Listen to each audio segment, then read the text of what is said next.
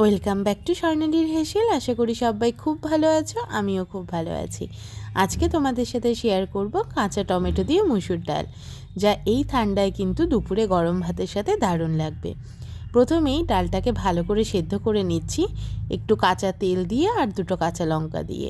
ওপরে যে ফেনা মতনগুলো আসছে সেগুলো ফেলে দেওয়াটাই ভালো, এতে ডালটাও আরও ভালো পরিষ্কার হয়ে যায় আর হেলদিও হয়ে যায় খাওয়ার জন্যে। তাই তোমরাও যতটা সম্ভব ফেলে দেবে ততটাই ভালো। দেখো ডালটা সেদ্ধ করে নিচ্ছি। ডালটা সেদ্ধ করতে করতে আমি কিছু সবজি কেটে নিয়েছি কাঁচা টমেটো, একটু কাঁচা পেঁয়াজ আর কয়েকটা কাঁচা লঙ্কা চিড়ে নিয়েছি। টমেটোগুলো কিছুটা গোল গোল করে কেটেছি আর কিছুটা মাঝখান দিয়ে অর্ধেক অর্ধেক করে কেটেছি। ডালটা যখন প্রায় 90% মতন সেদ্ধ হয়ে গেছে তখন টমেটোটা দিয়ে মিনিট 10 মতন ভাপিয়ে নেব, যাতে টমেটোটা একটু নরম হয়ে যায়। কাঁচা তো, তাই জন্য একটু নরম করে নিতে হলো।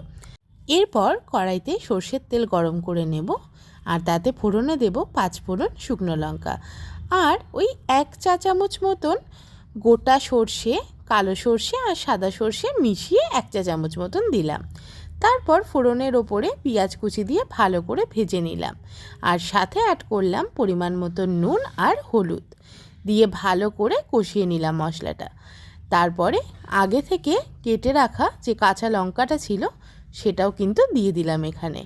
ভালো করে পেঁয়াজ সেদ্ধ হয়ে গেলে, ভাজা ভাজা হয়ে গেলে ওপর থেকে ডালটা দিয়ে দেব। টমেটো আর ডাল দুটোই আগে 2 হাতা দিয়ে নিলাম, তাহলে এই যে ছিটে আসে ব্যাপারটা সেটা একটু কম হয়।